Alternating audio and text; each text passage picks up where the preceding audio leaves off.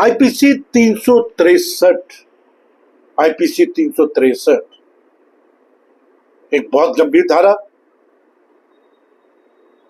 और आजकल साथियों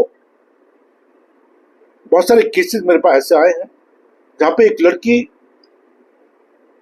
अपने प्रेमी के साथ एक लड़के के साथ भाग जाती है, घर छोड़ के भाग जाती है और उस पर मुकदमा दर्ज होता है आईपीसी 363, आईपीसी 366 ए। अगर वो 18 साल से कम है तो आईपीसी 363 ए भी, आईपीसी 366 ए भी लगाई जाती है। पॉक्सो भी लगाया जाता है अगर वो 18 साल से कम है। अब आईपीसी 363 कहती क्या है मैं आपको बता देता हूं।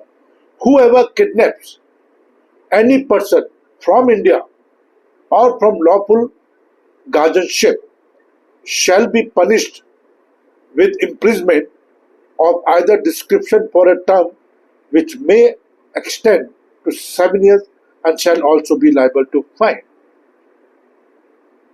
अब एक लड़की जो अपनी मर्जी से एक लड़के के साथ भाग जाती है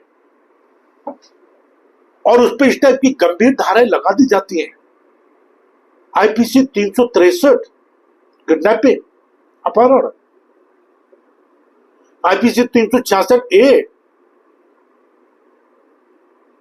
लड़की को भला फसलाकर अपने साथ ले जाना और किसी दूसरे आदमी के साथ सेक्सुअल रिलेशनशिप या सेक्सुअल इंटरकोर्स करना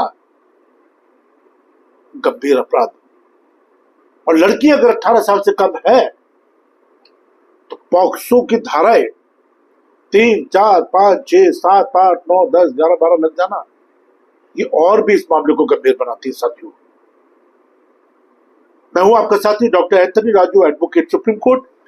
और मैं आपसे ये गुजारिश करना चाहता हूं कि ये जो चैनल है ये आपके लिए बनाया है मैंने।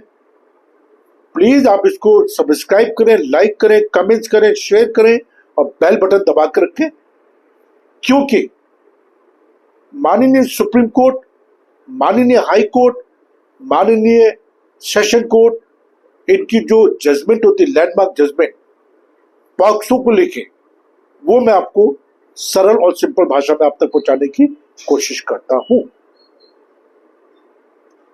मेरे एडवोकेट हिंदुस्तान में सभी हाई कोर्ट में है, ट्रायल कोर्ट में है और सुप्रीम कोर्ट में मैं खुद हूं। और मैं बहुत सारे केसेस कर रहा हूं जयपुर हाई कोर्ट के, Bangalore, Pune, Bilaspur high court, Nainital high court, Jabalpur high court, और हमें कामयाबी जरूर मिलेगी।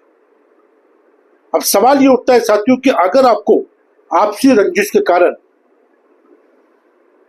इस टाइप के गंभीर मामलों में फंसा दिया जाए तो क्या करें।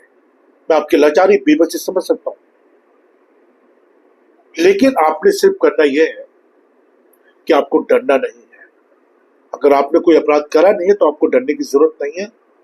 आपको अपने मामलों को बड़ी गंभीरता से लेना चाहिए। आपको गंभीर एडवोकेट लगाने चाहिए, क्योंकि हर एडवोकेट पॉक्सो के मामले नहीं कर सकता। पॉक्सो के मामले में जानकारी होना बहुत जरूरी है। एक एक लाइन का बहुत बड़ा मकसद होता है साथियों, एक एक शब्द का बहुत बड़ा मकसद होता है। और जब हम पॉक्सो जैसे मामले केस हारते हैं या अगर आपको पॉक्सो जैसे मामले में सजा हो जाती है तो ये मान लीजिए, और आप कहते हैं कि मामला छोटा है, अब मैं बहुत सारे केस कर रहा हूं, इंदौर का एक केस कर रहा हूं, जबलपुर का एक केस कर रहा हूं, बिलासपुर का एक केस कर रहा हूं, मैं छत्तीसगढ़ का एक कर रहा हूं जिसमें 20-20 साल की सजा हो गई है। लड़की अपनी मर्जी से एक लड़के के साथ भागती है और सजा मिलती है लड़के को। अब हमें देखना यह है कि हम किस गंभीरता से इस केस को लेते हैं। हमें साक्ष्य पे काम करना चाहिए, और अगर इन लोगों को सजा हुई है तो ये मेरा मानना है कि जो भी उनके एडवोकेट थे वो माननीय जजेस को अपनी बात को रखने में नाकामयाब हो गए, अपने साक्ष्य, अपने एविडेंस को समझाने में नाकामयाब रहे। मैं ये बड़ी जिम्मेदारी और गंभीरता के साथ कह रहा हूं साथियों। अगर इस टाइप के मामले में आप फंसे हुए हैं और आपको लगता है कि आप अपने मामलों को ढंग से रिप्रेजेंट नहीं कर पा रहे हैं, तो सजा से बचने के लिए एक अच्छे एडवोकेट को 3 चीजों पर काम कीजिए आप। सबसे पहले एक अच्छे एडवोकेट को लगाइए अपने काम के साथ में,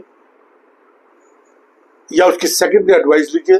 साक्ष्य पे काम करें, एविडेंस पे काम करें, चार्जशीट पे काम करें, उनके विटनेसेस कौन है, मटेरियल एविडेंस क्या है, इस सब चीजों पे काम करें।